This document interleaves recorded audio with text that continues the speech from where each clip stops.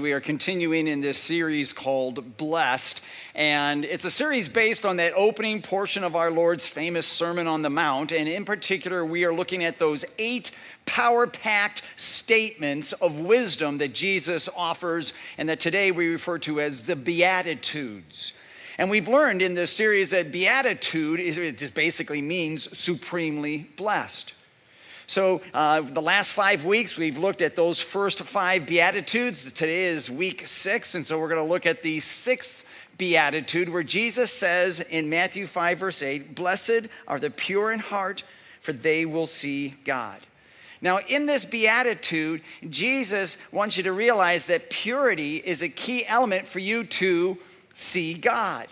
And seeing God is really just knowing God, but not just knowing about God up here in your head. It's knowing Him in your heart. It's having a personal relationship with Him.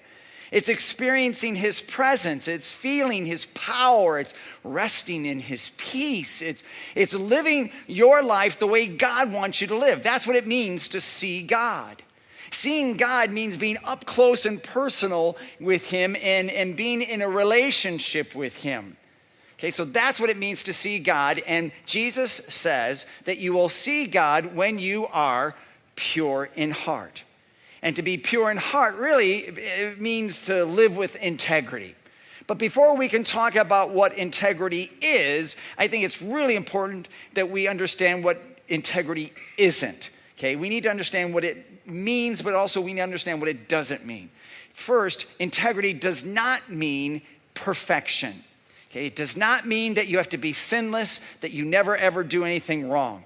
The Bible is filled with examples of people who had integrity and were faithful in their lives, and yet were far from perfect. There are guys like Abraham who lied and deceived, Moses who murdered, David who committed adultery and murdered, Peter who denied, on and on it goes.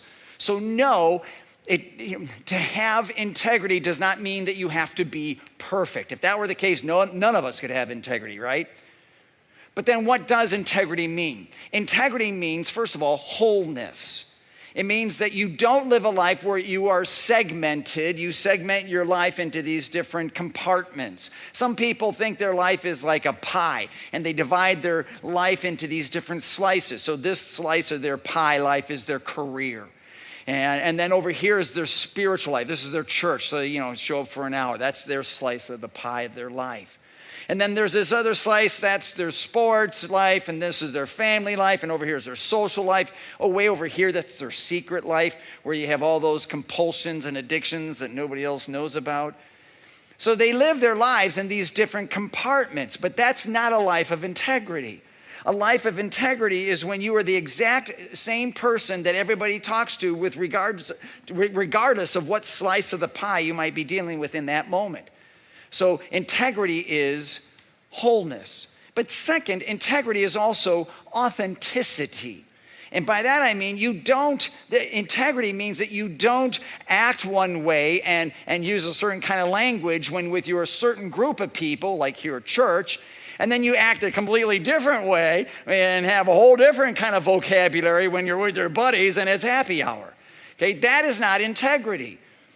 No matter where you are or who you're with, you are the same person in each and every situation. Okay, integrity is authenticity. The bottom line is integrity is who you are when no one is around. Integrity is what you think and how you act, even if there's nobody else to see you. So integrity is being pure in heart. And I think it's safe to say that as a Christ follower, we should want to live with integrity, right? We should want to be pure in heart, because we know that if we aren't pure in heart, if we are impure in heart, we're not going to see God. We're not going to enjoy a relationship with Him. We're not going to experience Him. We're not going to be able to live our life for Him. So for all of you seated here today, what I would like to do in the time I have left is share with you 3 particular areas that you should want to keep pure, okay? 3 areas where you want to demonstrate integrity so that you can be pure in heart, so that you can then see God, and so that you can enjoy life that is supremely blessed. All right, so first area that you want to keep pure and demonstrate integrity is with your mouth.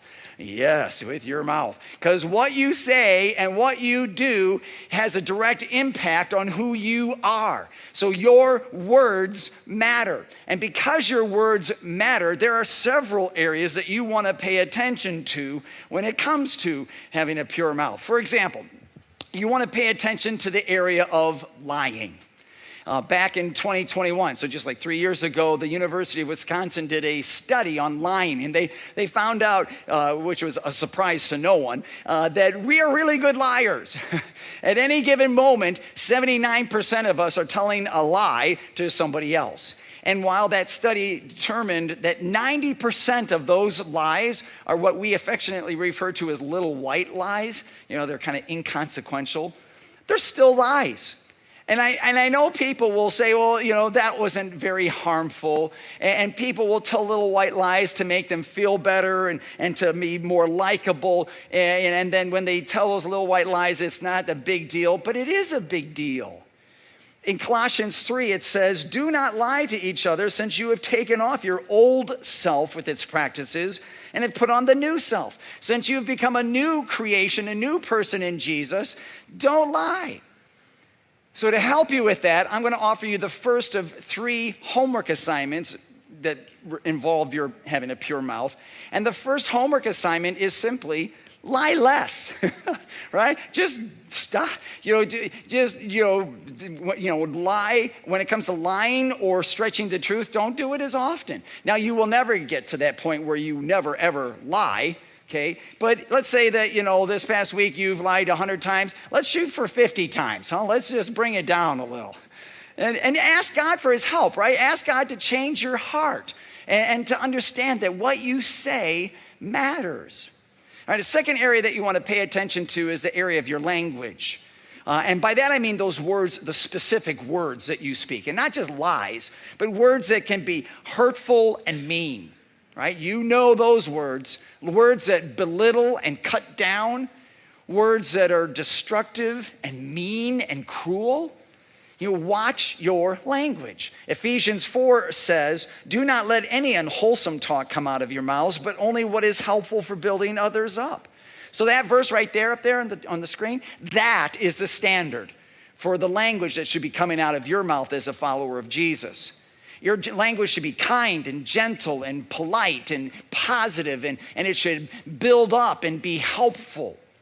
Now, I realize that that's a lot easier said than done, because there are times when you get a little steamed, and sometimes the words that come out of your mouth can be cruel and bitter. But you know what I've discovered? I can turn it off. I can. And so can you. You already have. You turn it off if you're going for a job interview for a job that you really want to get. You turn it off when you're around your parents or your grandparents. You turn it off when you come here for church. So here's homework assignment number 2. Leave it out. Those words that are biting and that are cruel and mean, leave them out. Just turn it off. Third area that you want to pay attention to when it comes to a pure mouth is you also want to pay attention to the area of love. All right, to help you enjoy a life where you are pure in heart, which then allows you to be able to have a pure mouth, which allows you to then see God. Use your words to express love. 1 Timothy 1, verse 5 and 6 says, the aim of our charge is love that issues from a pure heart. Right? When your words are covered with love, God will, not only bless that, but he will bless you with a sense of purity and use your words to bless the people around you. So here's homework assignment number 3. Keep it on. And when you use your words and use words to express love, don't just use those words of love when you're talking to somebody that you love already or that will love you back. Keep it on. Keep those words of love going, especially when you're talking to a stranger or when you're talking to somebody who is unlovable. Yep. Or when you are somebody who can't or won't love you back. Keep it on. Along with your mouth, though, there is a second area that you want to keep pure and where you want to demonstrate integrity, and that's with your eyes. Your eyes. And if you thought it was hard to keep your mouth pure all the time, keeping your eyes pure is even harder, but it's even more important because your eyes are connected to your soul. Jesus says in Matthew 6, and I really like how it's worded in the Living Bible, it says, if your eye is pure, there will be, I like this, sunshine in your soul. Isn't that a nice phrase? I love that picture. But if your eye is clouded with evil thoughts and desires, you are in deep spiritual darkness. What you allow into your eyes is going to impact your soul. Think about it this way. I think most of you have some kind of a computer, a laptop, or something. There was a saying a while ago. It was, garbage in, garbage out. I don't know if you've ever heard that or not, but it's in reference to computers, and it reminds us that computers are neutral objects. They're just a machine. So if you are typing in bad information or incorrect information and that information comes out as being incorrect and bad, it's not the computer's fault. It's user error. What you put in is what you're going to get out. Same holds true with your eyes. If you allow a bunch of garbage into your eyes, that's going to go into your soul. And that's why David says in Psalm 101, I will refuse to look at anything vile and vulgar. Right? He understood the connection between his eyes and his soul. And this is critically important because, of course, your soul is what lasts forever. And so, yes, you want to do whatever it takes to keep your eyes pure, whatever it takes. And this is so important that Jesus actually says this in Matthew 5. He says, if your right eye causes you to sin, gouge it out and throw it away. It is better for you to lose one part of your body than for your whole body to be thrown into hell. Now, obviously, Jesus is not literally saying you should gouge out your eye. He's not saying that. But he is stressing the importance of keeping your eyes pure so that your soul can remain pure, right? And one way to keep your eyes and your soul pure is this. Choose your companions carefully. And here's what I mean by that. Okay, when it comes to your friends or the people that you hang out with, you might need to avoid or choose different friends if those friends that you're hanging out with, those people that you're spending time with, are leading you into sin. If they're taking you to places or putting you into situations that are compromise your faith, don't do that, right? So you might need to change the friends that you're hanging out with. Choose some different friends. And I say that because 1 Corinthians 15 says it very clearly, bad company corrupts good character. Now here's the thing, bad company isn't just referring to bad people.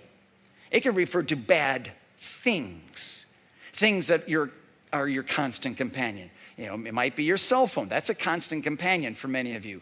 Could be your laptop or tablet. It could be some of the social media sites that you visit. Those can be constant companions. But you have to be careful because if they are corrupting your good character, you should be alert to that. Right? So just pay attention and be aware of those things or those people that you're hanging out with. And if they are bad company or bad companions, do something about it. Okay, change it, avoid them, remove them. And Jesus would say, if there's anything like that, you get rid of it because you want to do everything you can to make sure your eyes stay pure. All right, third, along with your mouth and your eyes, you also want to keep pure and demonstrate integrity with your heart. Now, if you are like me, you don't want people to see what's in your heart. Right? You do not want people to know what's in your heart because you know, and I know what's in my heart. You know what's in your heart, and it ain't pretty, is it? It's filled with all kinds of selfishness and wickedness and evil and blah. So we try to hide our hearts, don't we? We try to hide what's inside of us, but it doesn't work. First, we can't hide our hearts from God. You can't. God knows, your thoughts and your feelings. He knows you better than you know yourself. Actually, God knows what's in your heart before you are even aware of what's going on in your heart. So you can't hide your heart from God. Second, I would argue you can't hide your heart from other people either, because eventually, in time, what's in your heart is going to come out in what you say and do, right? It's going to be revealed in your words and in your actions. So you just got to be aware that people will know it, they're going to see it, because as Jesus says in Matthew 15, out of the heart come evil thoughts, murder, adultery, sexual immorality, theft, false accusation, false testimony, slander. So eventually whatever in your heart is going to spill out into your actions. And if your actions are continually impure, all kinds of flags and bells and whistles should be going off. Right? There's obviously a bigger issue that is at hand, and you need to pay attention to it. In Proverbs 27, I love this. It says, as water reflects a face, so a man's heart reflects the man. Whatever's in your heart is going to reflect the person that you are. And that's why Jesus says it's not enough for you to try to be clean on the outside, right? Doing a bunch of really good things. You got to be clean on the inside too, within your heart. But that's a problem, isn't it? That's a huge problem, because at least for me, my heart is filthy. It is stained with pride and envy and anger and arrogance and lust and greed and pretty much every sin the Bible lists. It's in there. It's right there. And it creates a barrier, right? My sin creates a barrier between me and God, just like it creates a barrier for you. And that's why having an impure heart is so dangerous. It not only is going to lead you into sin, but it's going to it's going to separate you from God. Now, thankfully, even though God is fully aware of your impure heart, my impure heart, he loves us anyway. Thankfully, instead of saying, all right, you need to shape up. All right, come on. You got to get a little bit more perfect, and you do this and you do that. You know what God says? He says, let me tear down that barrier for you. Let me